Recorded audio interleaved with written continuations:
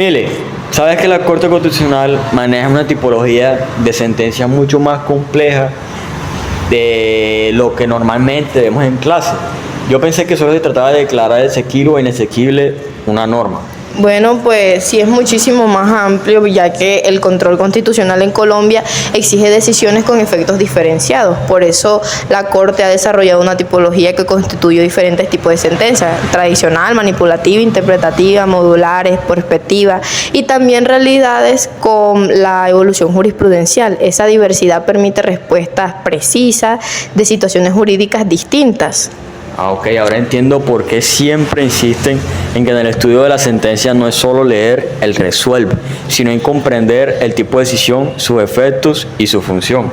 Claro, pero antes de entrar en materia, las más complejas, es clave mencionar las más tradicionales: la exequibilidad total, la inexequibilidad total, la inexequibilidad parcial y la exigibilidad condicionada. Son las más conocidas y constituyen a la base del control. Claro, claro. Pero ¿sabías que son el punto de partida, pero no alcanzan para resolver los problemas constitucionales más sensibles o estructurales, y por eso surgieron las demás categorías? Sí, pero volviendo a las manipulativas, podemos profundizar un poco más en lo que es su lógica como tal. ¿Sabías que la Corte recurre a ellas cuando la inconstitucionalidad existe, pero eliminar la norma generaría un vacío inaceptable? Por eso las manipula para ajustarla a la Constitución. Existen tres formas principales: la interpretativa, que mantiene la norma, pero fijan una única interpretación válida desde la perspectiva no constitucional. Esto evita aplicaciones contrarias a derechos fundamentales. La segunda es la adictivas.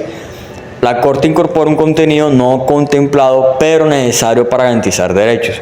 Se usa cuando la omisión normativa tiene efectos inconstitucionales. Y por último, la sustitutiva. Sustituye una parte inconstitucional por otra compatible por el orden constitucional. Es la más excepcional porque implica modificar el sentido normativo. Bueno, pues entendiendo eso, que todas estas decisiones deben tener un fundamento muy sólido para poder sustituir algo que no se tenga que hacer. Exacto, la Corte solo puede inventar en lo estrictamente necesario.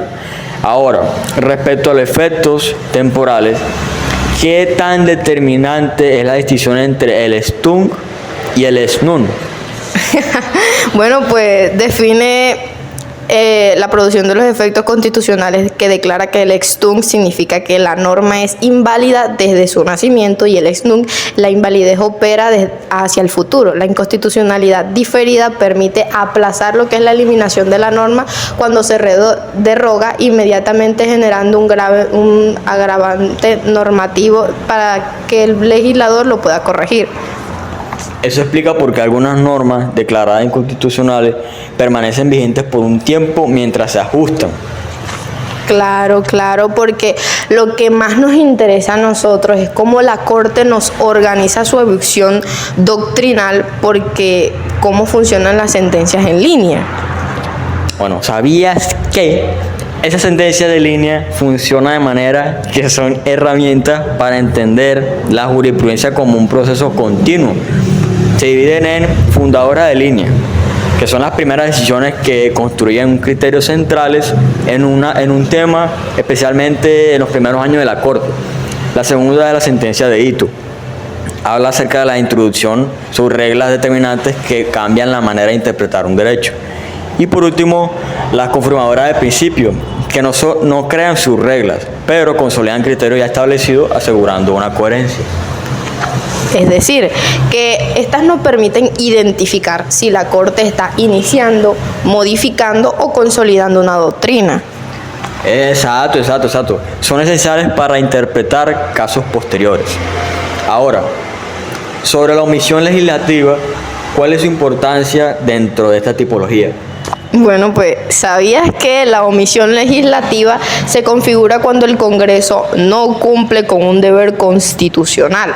expreso, ya que por ausencia total de una norma o porque regula de manera insuficiente, la Corte controlada puede declarar la omisión, exhortar al legislador y en algún caso medir las normas transitorias para garantizar la protección de los derechos. Ok, eso demuestra que el control constitucional no se limita a revisar lo que existe, sino también lo que hace falta. Exacto, pero no olvidemos las de unificación, muy relevantes en lo que es la práctica judicial.